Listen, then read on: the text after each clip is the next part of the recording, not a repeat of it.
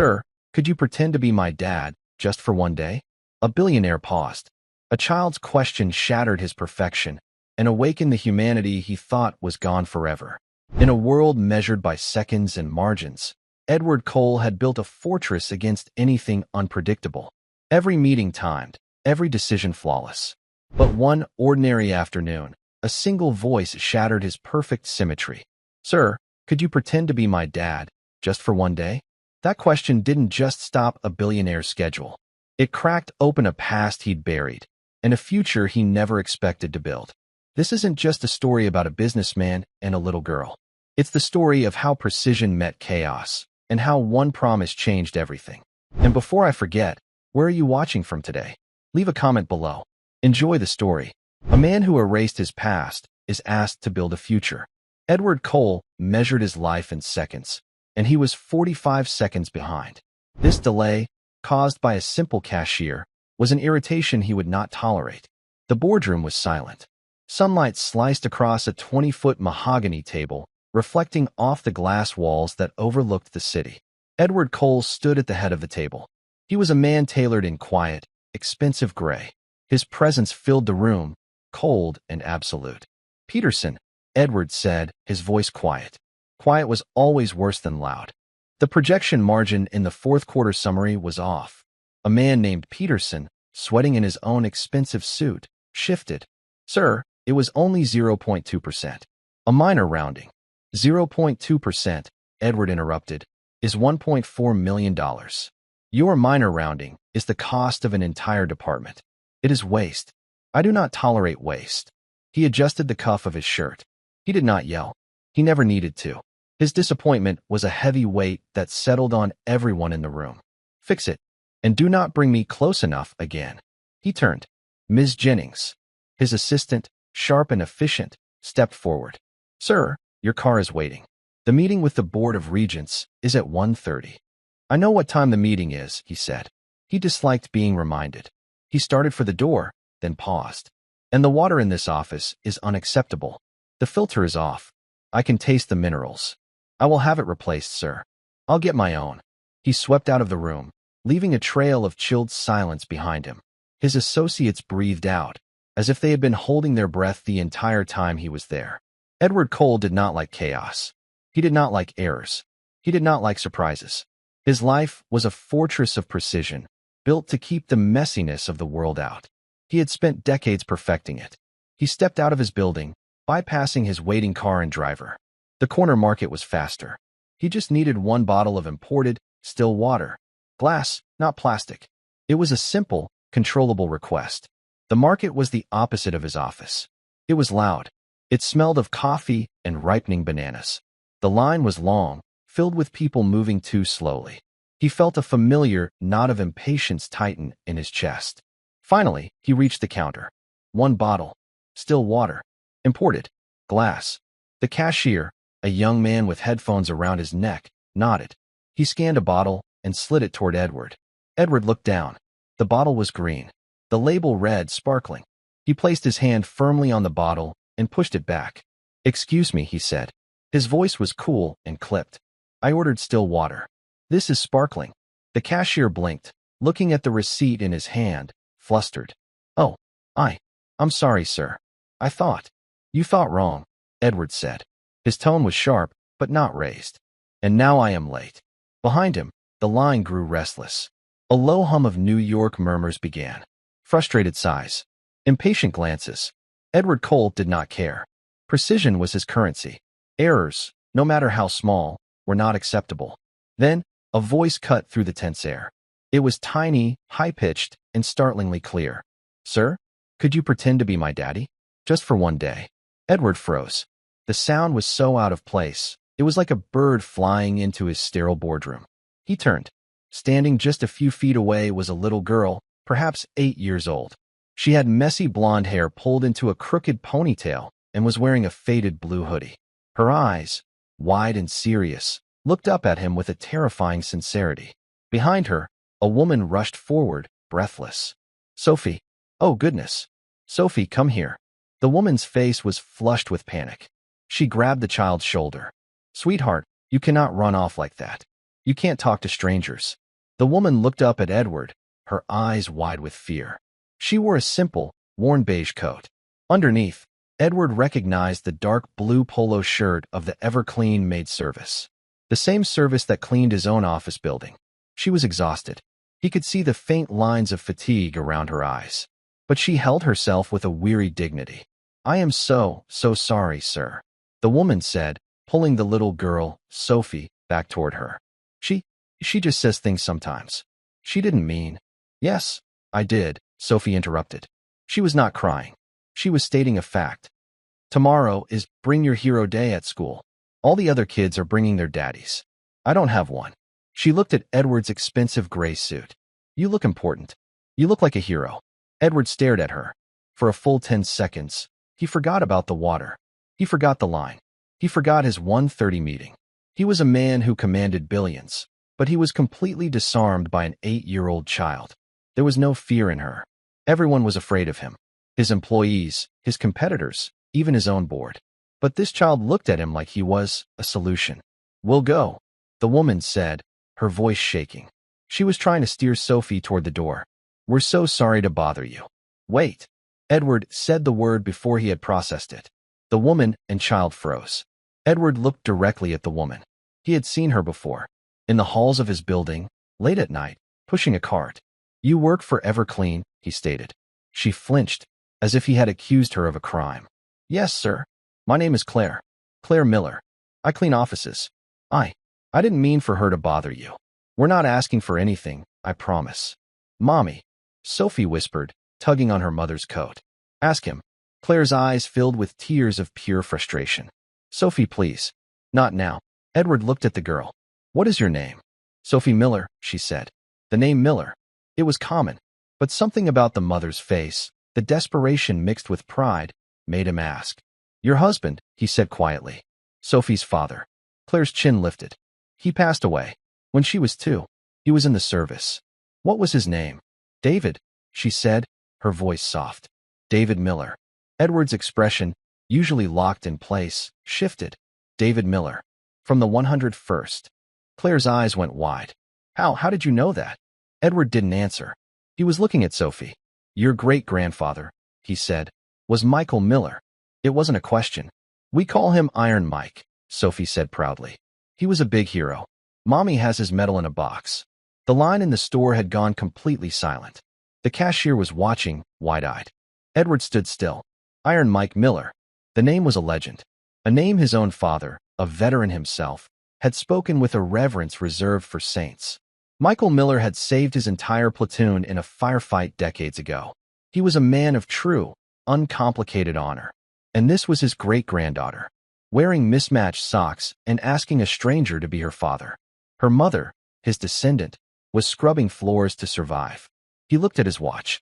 1:17 p.m. He saw his own life. The sterile apartment. The empty meetings. The echo of footsteps in a hall that never waited for anyone. He had spent years perfecting the art of walking away. Tomorrow, he said slowly, his voice rough. What time is Hero Day? Claire stammered. What? Sir, no. You don't have to. I don't know what to say. 10 a.m. Sophie shouted, her face lighting up like the sun. At PS 114. On the corner. Edward nodded once.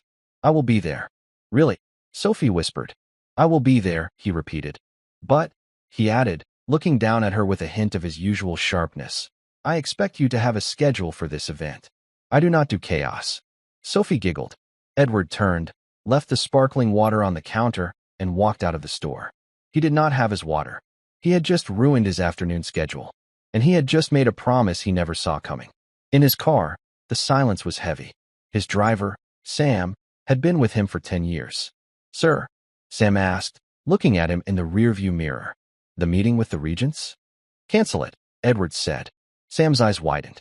Sir, the merger. Reschedule. Tell them something unavoidable has come up. And Sam, clear my schedule for tomorrow. 10 a.m. to 1 p.m. Yes, sir. Sam turned, his face a mask of professionalism, but his mind reeling. Edward Cole had not canceled a merger meeting in a decade. Edward stared out the window at the city rushing by. Iron Mike Miller. He hadn't thought of that name in years. He wasn't doing this for the girl. he told himself. He was doing this out of respect for the name. It was about honor. It was about a debt he didn't know he owed. He felt a strange crackling in his chest, like ice breaking. It was an unfamiliar and deeply annoying sensation. That evening, Claire and Sophie sat at their tiny kitchen table.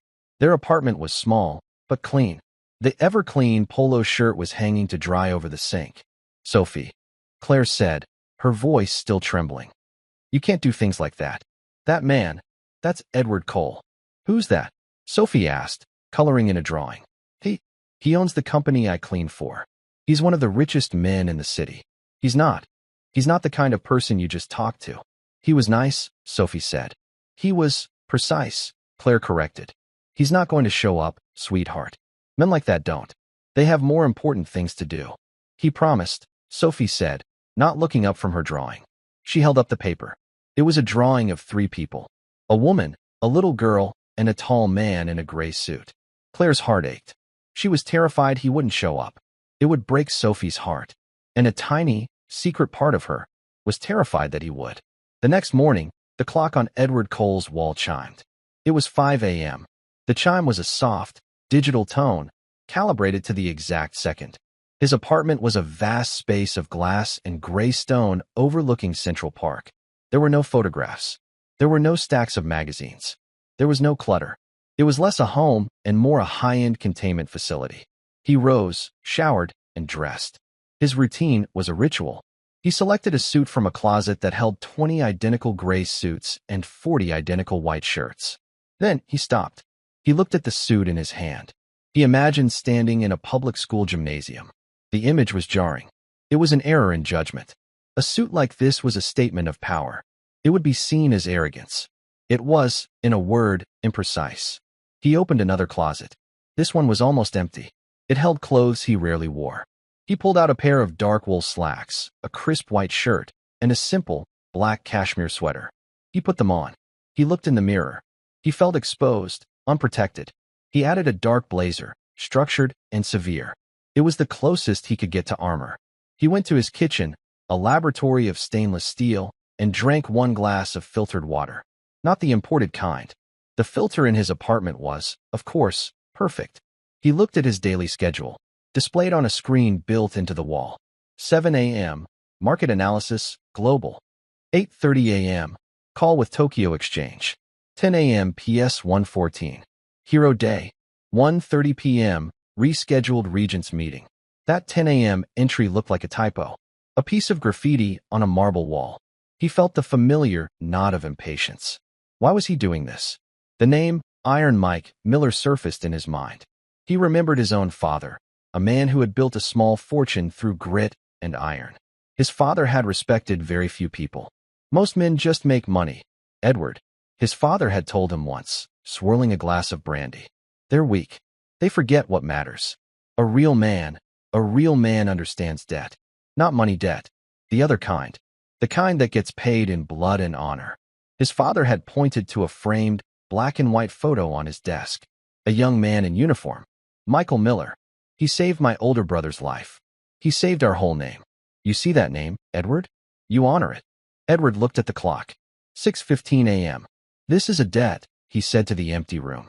He was honoring the Miller name. This was not emotion. It was a transaction. In a small apartment across the river, the morning was chaos. The smell of burnt toast filled the air. Claire Miller was rushing, trying to get Sophie's lunch packed, trying to fix the crooked ponytail in her blonde hair. Claire hadn't slept.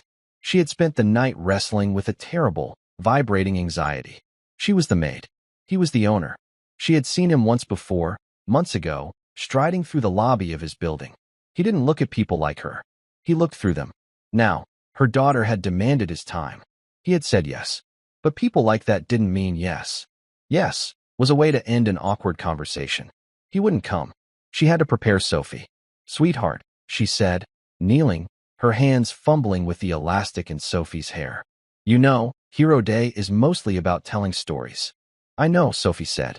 She was vibrating with excitement, wearing her best dress, a blue one with yellow flowers. So if Mr. Cole is busy, that's okay. You can just tell everyone about Great-Grandpa Mike. He's the real hero. Sophie stopped wiggling. She looked at her mother in the mirror. But Mr. Cole promised, Mommy. I know, baby. But his job is very big. He has meetings. He might have an emergency. He'll come, Sophie said, her faith absolute. He said I needed a schedule.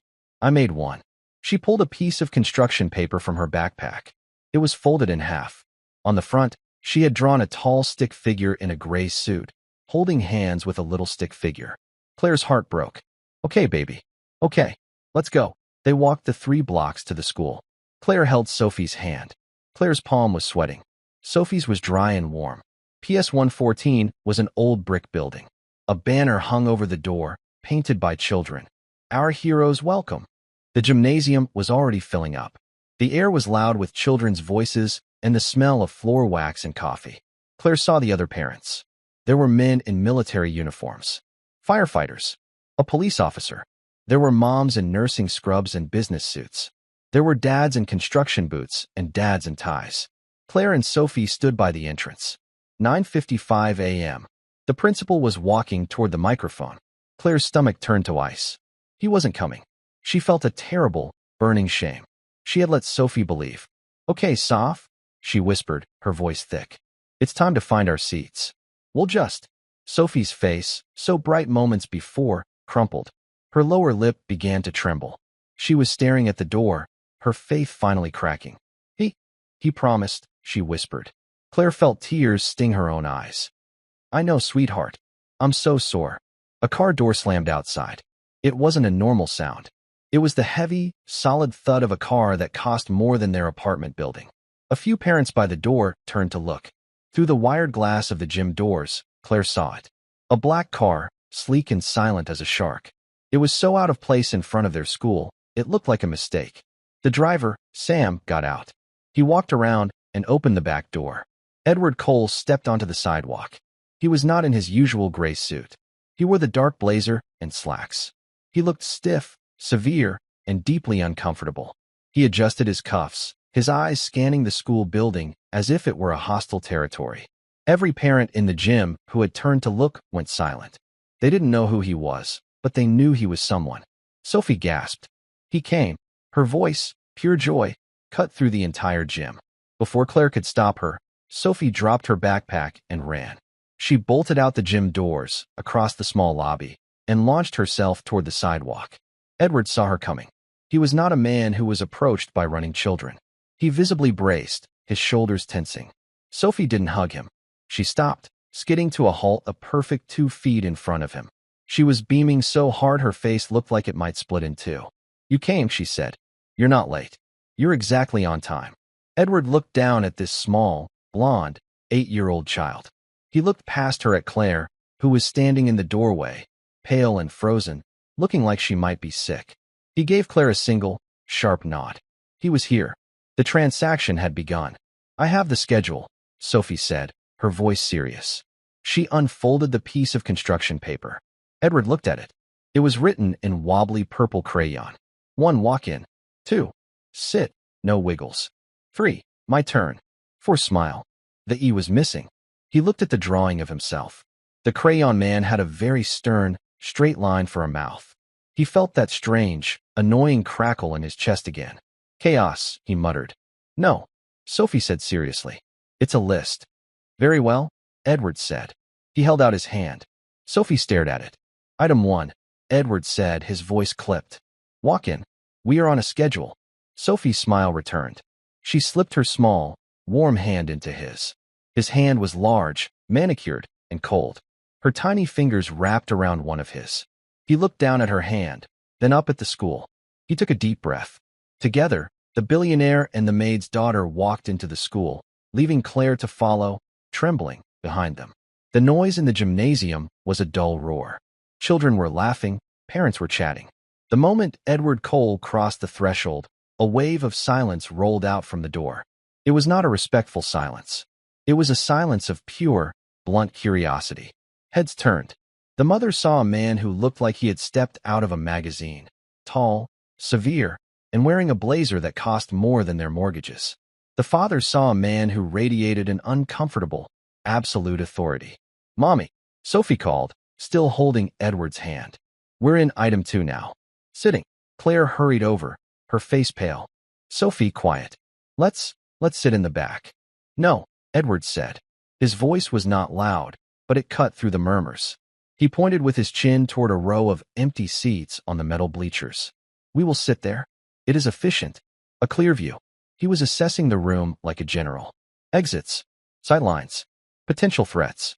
The biggest threat, he decided, was the large coffee stain on the floor near his foot.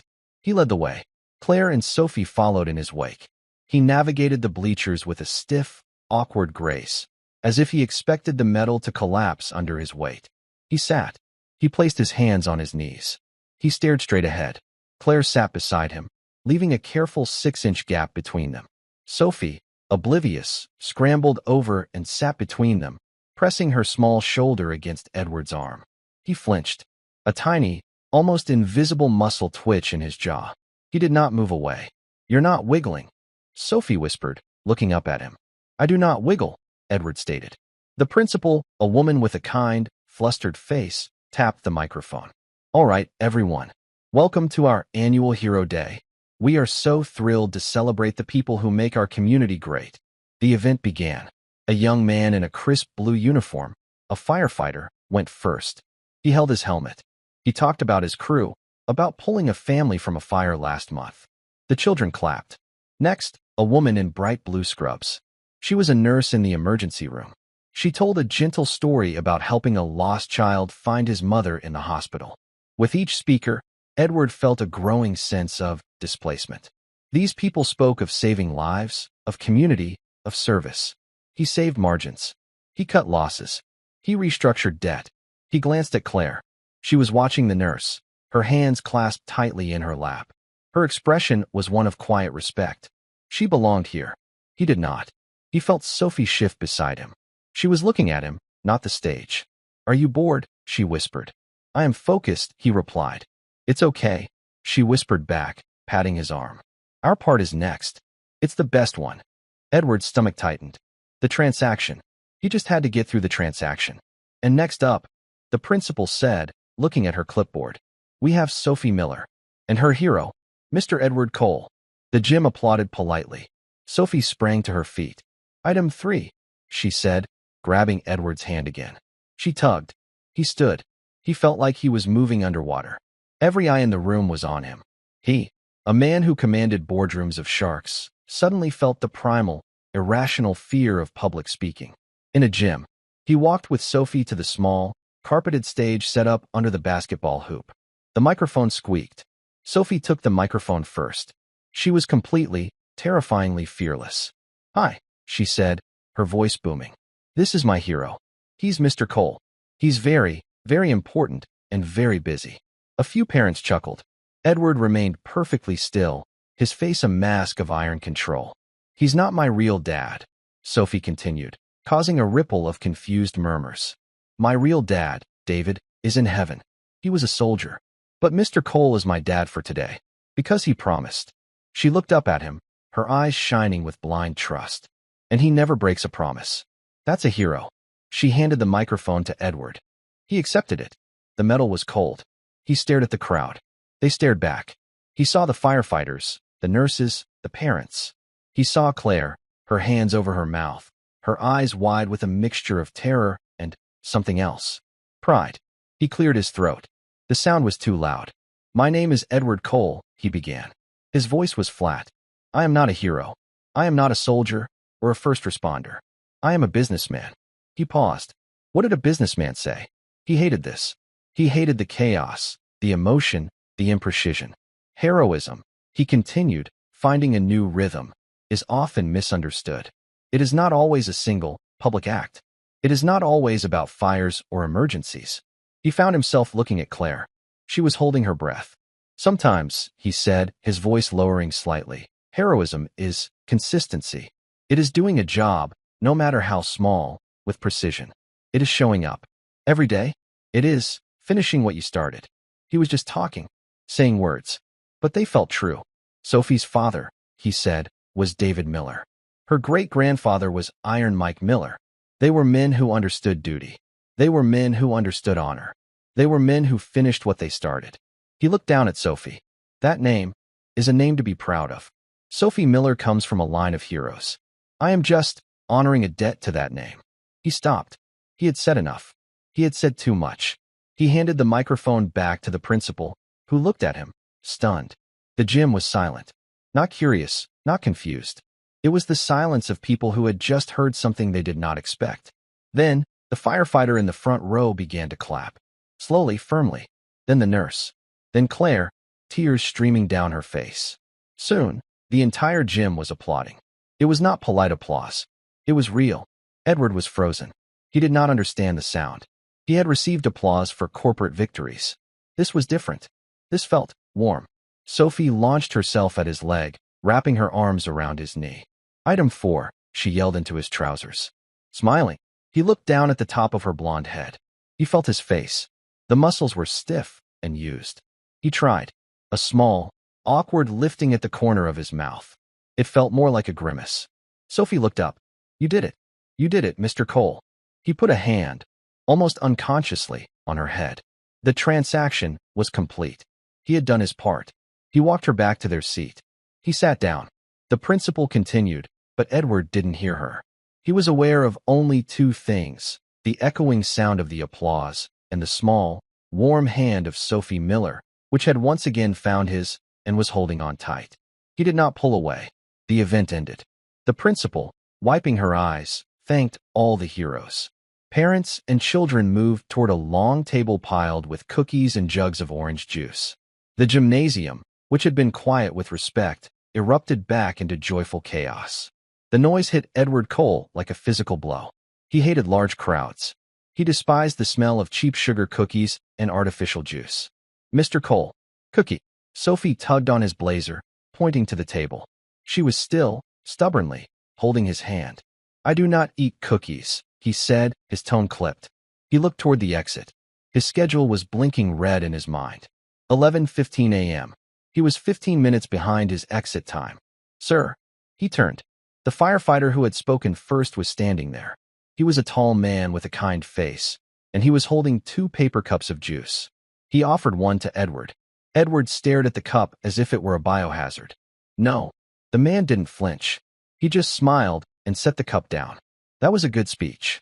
Finishing what you started. My dad used to say that. You a veteran, sir? I am not, Edward said. Huh. Well, you've got the bearing. Whatever you do, you're a good man for showing up for that kid. The firefighter nodded, giving Edward a look of simple, uncomplicated respect. He then turned to Sophie. And you picked a good one. He walked away, joining his own son. Edward stood frozen. He was used to being feared. He was used to being obeyed. He was not used to being called a good man by a stranger in a gymnasium. He didn't know what to do with it. Claire rushed over, her face still blotchy from crying. She looked mortified. Mr. Cole, I am so sorry. You can go. Please. You've done. I can't. I don't have the words. Thank you. She was wringing her hands, desperate to release him from his obligation. He looked at her. He saw the genuine, overwhelming gratitude in her eyes. It was a currency he never traded in. It made him deeply uncomfortable. He looked at Sophie, who was now looking at the cookies with a longing gaze. He made a decision. It was inefficient. It was illogical, but it was necessary. I will escort you home, he said. It was an order, not an offer. Claire's eyes went wide. Oh no, sir. You can't. We live just a few blocks away. You have your meeting. I am aware of my schedule, Ms. Miller, he said. He was already moving toward the door, his hand still firmly held by Sophie. It is on the way. It was not on the way. Come, Mommy, Sophie said, triumphant. We get to ride in the spaceship. The spaceship was a black Maybach S-680. It was a silent, sealed chamber of hand-stitched leather and polished blackwood.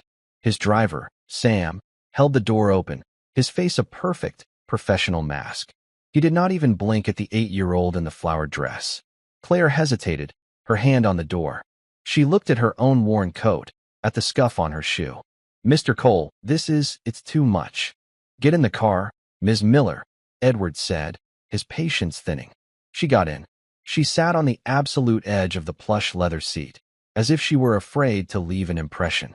Sophie, however, scrambled into the middle and immediately put her sneakers up on the seat. Sophie, feet down, Claire hissed, mortified.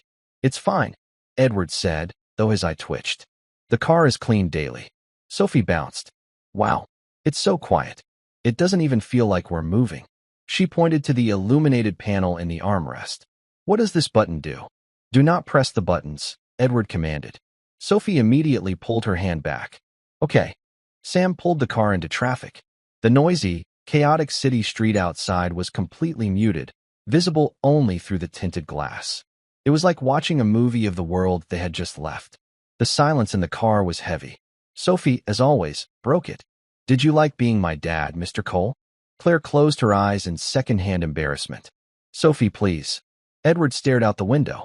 He did not answer for a long time. The car turned onto Claire's street. The parameters of the arrangement were met. Sophie, he said finally.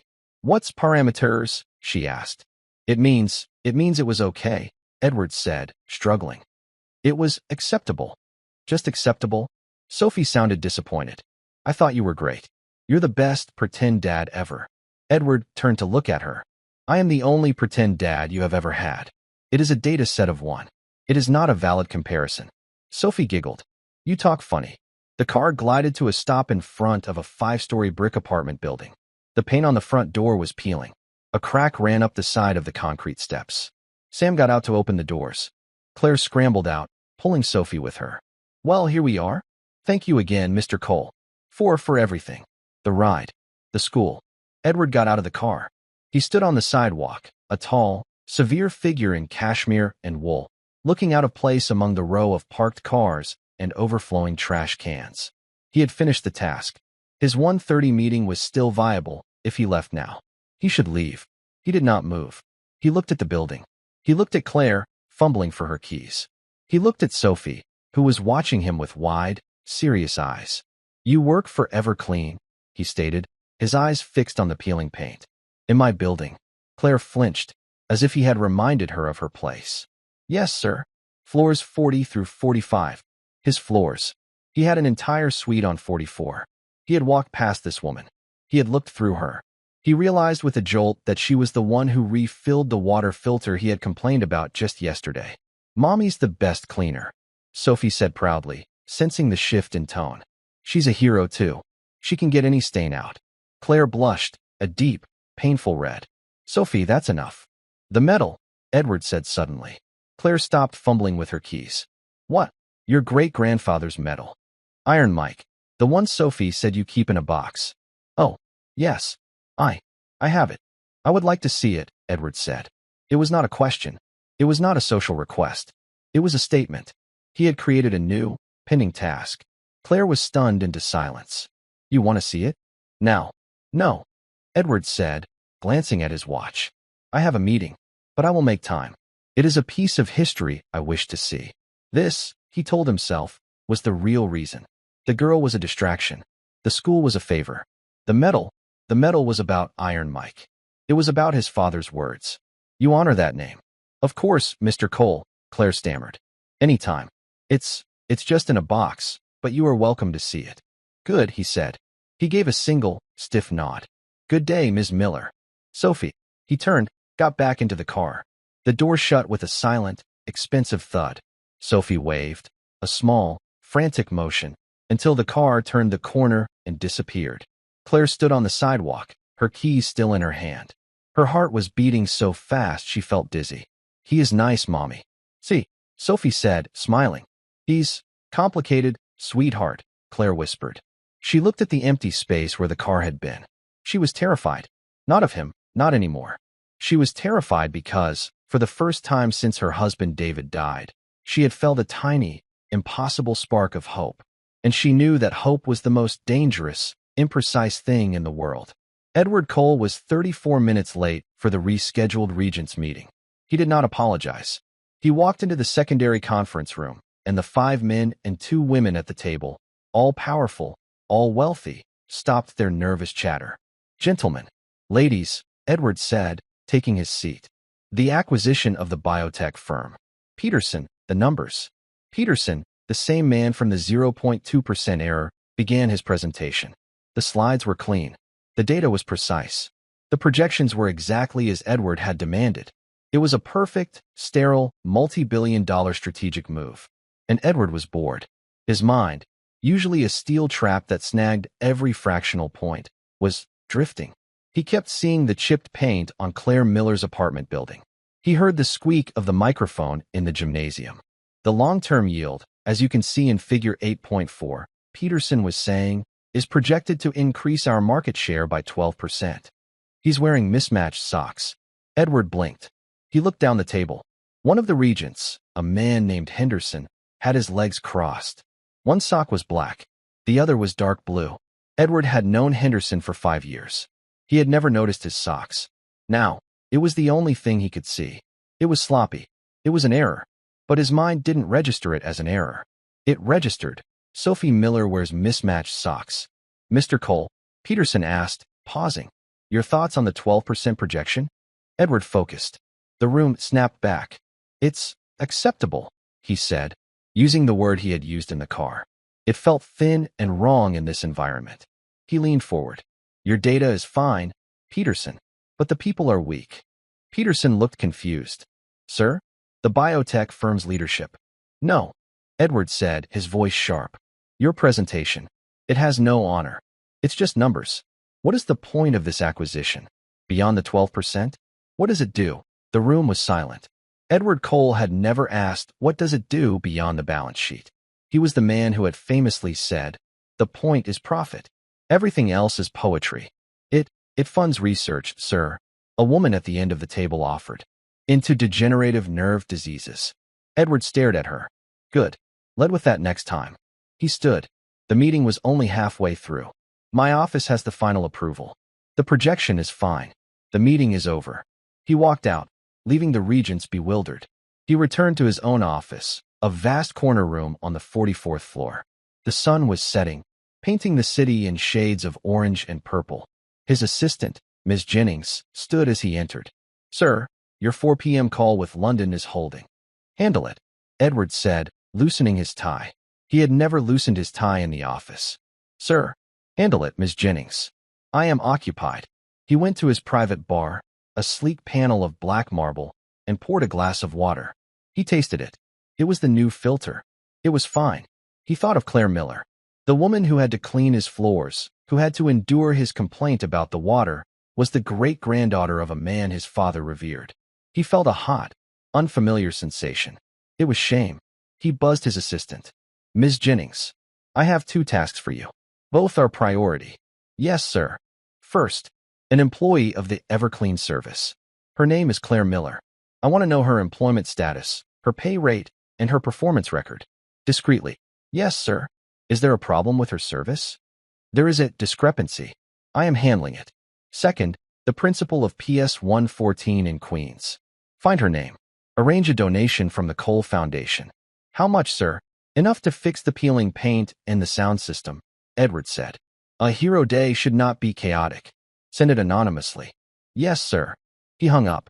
He stood at his window, looking down at the city. The transaction was not complete.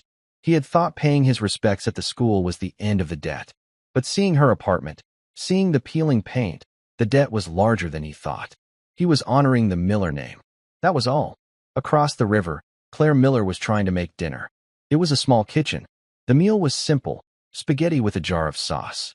Sophie was at the table. She was not eating. She was drawing. The paper was covered in pictures of a tall, gray stick man and a giant, shiny black car. Mommy, Sophie said, do you think Mr. Cole is a king? Claire paused, the wooden spoon in her hand. No, sweetie. He's just a very rich man. I think he's a king. He's sad, though. Claire stopped. What makes you say that, Soph? His eyes, Sophie said, not looking up from her drawing. They're like the windows in his car. You can see out, but you can't see in. And he doesn't know how to smile. Claire sat down, her own dinner forgotten. She looked at her daughter. Sophie saw things. She always had. Well, he was very nice to come today, Claire said. He's going to come back, Sophie said matter of fact. He has to see Grandpa Mike's medal. Claire's stomach nodded. The medal. He had been serious. She got up and went to her bedroom. In her closet, on the top shelf, was a simple wooden box. It was not fancy. It was plain, dark wood, scarred from a dozen moves. She took it down. She opened it. Inside, on faded velvet, were 2 medals. One was old, heavy, and grand. the Distinguished Service Cross. It was Michael Iron Mike Miller's. Beside it was a smaller one, a Purple Heart. It was David's, her husband's. It had been sent to her, folded in a flag. The box smelled of old wood and memory. This was her life. This box. This tiny apartment. This brilliant, lonely little girl. She heard a noise at the door. The mail slot. She walked into the living room and picked up the single envelope that had fallen to the floor. It was from her building's management company. She opened it. It was a notice of rent increase. Her rent was going up 20%, effective the 1st of next month. Claire's legs went weak. She sat heavily on the worn sofa. 20%. It was impossible. She was already working 60 hours a week between 2 cleaning jobs. She barely made it. This would break them. She felt the tears coming, hot and angry. She had been a fool to feel hope. Hope was a luxury for people like Edward Cole. For people like her, there was only the grind. There was only the peeling paint and the rising rent. She looked at Sophie, happily drawing her sad king. It's okay, Claire whispered to herself, her voice shaking. It's okay. I'll pick up more hours. I'll find a way. She was Iron Mike's great-granddaughter. She was David's wife. She would not break. But as she refolded the letter, she felt a terrible, cold dread. She was a hero too. She was consistent. She showed up. But she wasn't sure if she could finish this. The next morning, Edward Cole's office was quiet. The sun had not yet risen. He was reading a report on a potential merger in Singapore. He had read the same paragraph 4 times. The words blurred. He saw a small, cheap wooden box. He saw a 20% rent increase notice. Ms. Jennings entered, silent as a shadow. She placed a single-page file on his desk. The information you requested, sir. He opened it. It was Claire Miller's employee file from Everclean. His eyes scanned the page. Employee, Miller, Claire. Tenure, for years. Performance, exemplary. No missed days. No complaints. Pay rate, $18.50 per hour. Hours, average, 55/week. Notes, recently declined offer for weekend shifts due to childcare conflict. He stared at the pay rate, $18.50. He did the math in his head. It was a fast, cold calculation. It was a poverty wage. It was nothing. He paid his driver 3 times that. He looked at the note, declined offer for weekend shifts. She had just received a rent increase, yet she was turning down work. Because of the girl. And the donation to the school. He asked, not looking up. Sent, sir. Anonymously, as requested, Ms. Jennings said. The principal, a Ms. Gable, was emotional. She said it would change everything. Edward nodded. He closed the file. He felt the shame again, cold and sharp. He had built an empire, but the great-granddaughter of a hero was scrubbing his floors for $18.50 an hour. And a school's entire future could be changed by an amount he spent on a single business dinner. This was not a discrepancy. It was a moral failure. Ms. Jennings, he said, clear my schedule. For PM. Sir, you have the call with the zoning commission. Reschedule it. Indefinitely. He stood. I am going to pay my respects, he said, more to himself than to her. It is time to honor the debt. At 3:45 p.m., Claire Miller was tying Sophie's shoes. Mommy, are you mad? Sophie asked. She had been quiet all afternoon, sensing the tight, brittle energy in the apartment. Claire sighed, forcing her hands to be gentle. No, baby. I'm not mad at you. I'm just frustrated. With the mail. She had spent the morning on the phone. She had called the management company. A cold, bored voice told her the increase was non-negotiable. She had called 2 other apartment buildings. They had no openings. She was trapped. She would have to call Everclean and ask for those weekend shifts. She would have to find someone, anyone, to watch Sophie. The thought made her feel sick. A sharp, expensive-sounding buzz came from the intercom by the door. Claire froze. No one ever buzzed. She pressed the button. Hello. Ms. Miller. It is Edward Cole. I am here to see the medal. Claire's heart stopped. She looked around the tiny apartment, suddenly aware of the worn sofa, the dishes drying by the sink. He was here. Let him in, Mommy. Let him in. Sophie was jumping, her gloom instantly gone. Claire pressed the button. Yes, sir. Come up. Apartment 3B. She ran to the table, grabbing the rent notice and shoving it into a drawer. She smoothed her shirt. Her hands were shaking. A moment later, a firm, polite knock echoed. She opened the door. He stood in the narrow, dim hallway. He was wearing the same dark blazer as the day before. He seemed to take up all the space, all the air. "Mr. Cole, please, come in." He stepped inside. His eyes swept the room. 1, 2, 3 seconds. He cataloged everything. The small size. The absolute cleanliness. The single drawing by Sophie, now taped to the wall, of the three of them. "You came back," Sophie yelled, running to him. She stopped just short of hugging him. "I told Mommy you'd come." "I said I would," Edward said. His voice was quiet. He looked uncomfortable, like a large animal in a small cage. "The medal?" "Yes, of course." Claire hurried to the bedroom. She came back with the wooden box, her hands trembling so badly she could barely hold it. "Please, sir, sit down." He looked at the worn armchair. He sat on the very edge of it, his back rigid. Claire set the box on the small coffee table between them. She opened it. Edward leaned forward. The afternoon light from the single window caught the medal. He stared at the Distinguished Service Cross. "Iron Mike," he said. His voice was barely a whisper. "My mother told me stories," Claire said, her voice soft. "She said he never talked about it. He just did his job. He saved his men." "My father," Edward said, his eyes still on the medal, "believed that honor was the only thing a man could truly own. Your great-grandfather. He was a man of immense wealth, by that standard." He was silent for a long time. Sophie, sensing the gravity, sat on the floor, her chin on her hands, watching him. Then, his gaze shifted. He looked at the other medal, the simple, purple and gold one. "And this?" Claire's breath hitched. That was my husband's. David, Sophie's father." Edward looked at her. He saw the sudden, sharp pain in her eyes. "He was killed in action," Claire whispered. "When Sophie was 2. He never got to hear her talk." Edward looked from the medal, to Sophie, to Claire. The widow of a fallen soldier. The great-granddaughter of a legend. $18.50 an hour. The pieces clicked into place. This was not a debt. This was an injustice. He stood up. The movement was sudden, making Claire flinch. "Mr. Cole." He did not look at the medals again. He looked at her. "Ms. Miller, you work on my floor. You are the one who cleans my personal office." "Yes, sir. I try to be thorough." "The water filter," he said. Her face fell. "Oh, sir, I am so sorry. I changed it right after you reported it." You," he interrupted, his voice rough, "should not be changing my water filter." Claire was confused.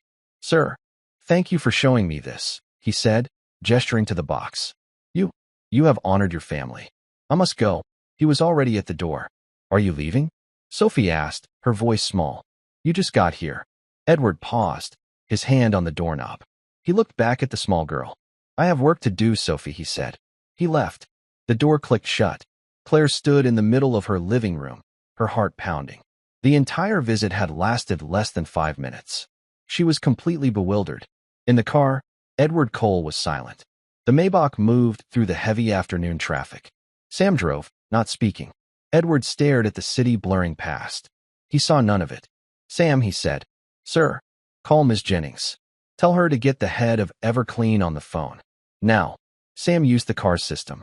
A moment later, a voice patched through. "Mr. Cole? This is Gregson, at Everclean. What can I do for you?" "Mr. Gregson," Edward said, his voice cold as steel. "You have an employee named Claire Miller." Yes, sir. I believe she works your building. Is there a problem?" "The problem," Edward said, "is that you are paying the great-granddaughter of Michael Miller $18.50 an hour. This is an insult. Not to her, Mr. Gregson. To me." Gregson was silent, stunned. "Sir, I don't understand. Our pay rates are standard." "They are not. Effective immediately, you will double her salary. You will also give her a promotion to evening supervisor. Her duties will be inspection only. Is that clear? Double her." "Mr. Cole, I can't just." "You can, and you will. The additional cost will be covered by my company, in the form of a service bonus. You will tell her it is a standard corporate promotion for excellence. You will not mention my name. If you do, I will terminate our entire contract. It is a $4 million contract. Do you understand me?" "Yes, sir," Gregson stammered. "Perfectly, sir." Edward hung up. He breathed out. The knot in his chest, the one that had been there for days, finally uncoiled. He had fixed it. He had balanced the ledger. "Sir?" Sam asked, looking in the mirror. To the office? Edward looked at his watch. 4:35 p.m. No, he said. Take me home. That evening, Claire Miller's small apartment was filled with a new, unfamiliar sound: laughter. Sophie was dancing around the living room in her pajamas, using a wooden spoon as a microphone. Claire was at the stove, watching water boil for spaghetti. Her heart felt light. The call had come an hour after Mr. Cole left. Ms. Miller? This is Gregson, from Everclean. Claire had frozen, her hand clutching the phone. Was she being fired? Ma'am, I'm calling to congratulate you. Your exemplary performance record has been flagged by our corporate review. We are promoting you to evening supervisor, effective immediately. Claire had sat down, hard, on the sofa. What? And with the promotion comes a new rate. Your pay will be $37 an hour. Your new duties will be inspection and team management. No more scrubbing. You earned this, Miller. $37. She had scribbled the number on the back of the rent notice. She did the math. Her heart hammered against her ribs. It wasn't just enough. It was safety. It was new shoes for Sophie. It was fresh vegetables. It was the rent, paid, with money left over. It was breathing. Thank you, she had whispered, tears streaming down her face. Thank you so much. But now, as she stirred the pasta, a question nagged at her. Corporate review. It was too fast. It was too precise. It had happened exactly 1 hour after Edward Cole stood in this room. He had seen the medals. He had looked at her with those cold, assessing eyes. He had complained about her work just 1 day before. And now she was a supervisor? He had done this. She felt a wave of conflicting emotions. Gratitude, so deep it made her dizzy. But also a strange kind of anger. He had just fixed her, like a broken machine. He had seen her poverty, her family's honor, and he had thrown money at it to balance his ledger. She looked at Sophie. Sophie, who saw him not as a billionaire, but as a sad king. Mommy, Sophie said, stopping her dance. Is Mr. Cole our friend now? Claire dried her hands. I don't know, sweetheart. He's a very busy man. But he has to eat dinner, Sophie said, a perfect, simple piece of logic. A thought, wild and terrifying, sparked in Claire's mind. She was no longer just the maid. He had made her a supervisor. But more than that, she was the great-granddaughter of Iron Mike. She was the widow of David Miller. Her honor, as Mr. Cole himself had said, was immense. She would not be a discrepancy he fixed. She would be a person who said thank you. Sophie, she said, her voice shaking but finding a new strength. Put your shoes on. We're going to go for a walk. But it's dark. We're going to go see Mr. Cole. Edward Cole sat in his vast, gray apartment. It was 7 p.m. His schedule was, for the first time in his adult life, completely blank. He had fixed the problem. He had honored the debt. He had doubled her salary, ensuring the Miller line would not be destitute. The transaction was complete. So why did he feel so empty? He had returned to his fortress, but the walls were thinner now. He could hear the echo of Sophie's laugh in the gymnasium. He could see the tremor in Claire's hand as she opened the box of medals. He had solved her problem. He had not solved his. His life was a sterile, silent room, and he was the only one in it. His private line buzzed. It was the front desk. Sir, I apologize for the interruption.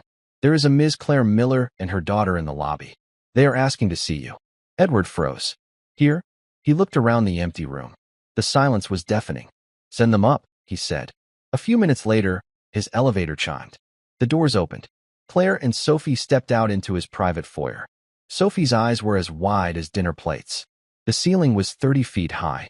The walls were all glass, looking out over the entire city, a carpet of diamonds. Wow, Sophie whispered. You are a king. This is a castle. Claire looked pale, but resolute. She held her worn coat in her hands. She was not dressed as a maid. She was dressed as herself, in simple jeans and a sweater.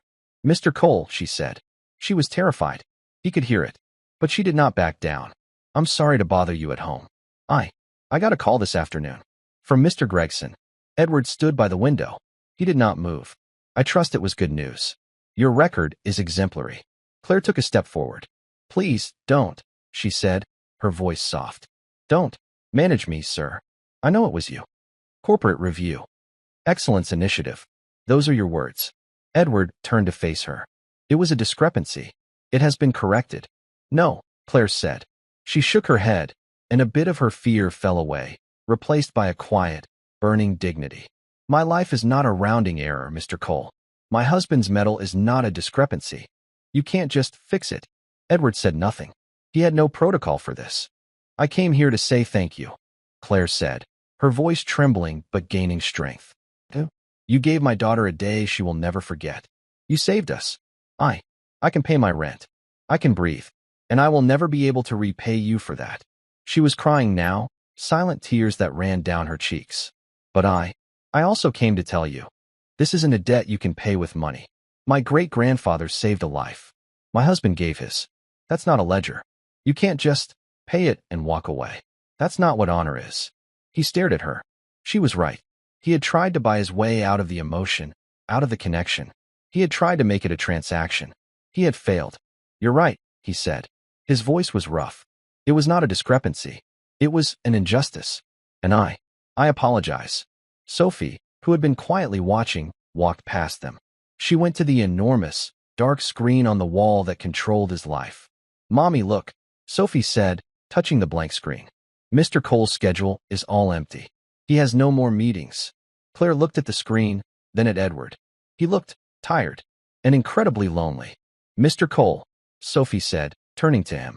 You don't have any parameters tonight. No, Edward said. I do not. Then can you come to our house? We're having spaghetti. Edward looked at Claire. She was holding her breath. She was terrified he would say yes, and terrified he would say no. We have plenty, Claire whispered. It's just spaghetti.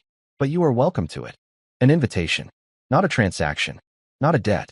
A simple, human invitation. He thought of his own kitchen, sterile and cold. He thought of the single, perfect bottle of water he would drink before bed. He walked to his wall screen. His fingers, which managed billions, felt clumsy. He typed a new entry. 8 p.m., dinner. Spaghetti. He turned to Sophie. He saw her bright, hopeful face. He saw her mother, a woman of impossible strength, offering him the only thing she had. For the first time, a real, structural change happened in Edward Cole's face. The muscles around his mouth, long dormant, moved. He smiled. It was not a grimace. It was not a data set of one. It was real. I would be honored, Ms. Miller, he said. I just have one condition. What's that? Claire asked, wiping her eyes. Call me Edward. He looked at Sophie. Item 1. We will have dinner. Item 2. I am told you have a list of dad things we missed. We will need to create a new schedule. Sophie shrieked with joy and, for the first time, launched herself into his arms. And Edward Cole, the man who erased his past, held on. He was 45 seconds behind schedule, and for the first time in his life, he was precisely on time. And that's where we'll end the story for now. Whenever I share one of these, I hope it gives you a chance to step out of the everyday and just drift for a bit. I'd love to know what you were doing while listening. Maybe you were listening with a cup of tea, sitting on the porch, or just settling in for a calm evening. Drop a line in the comments. I really do read them all. And if you want to make sure we cross paths again, hitting like and subscribing makes a huge difference. We are always trying to improve our stories, so feel free to also drop your feedback in the comment section below. Thanks for spending this time with me.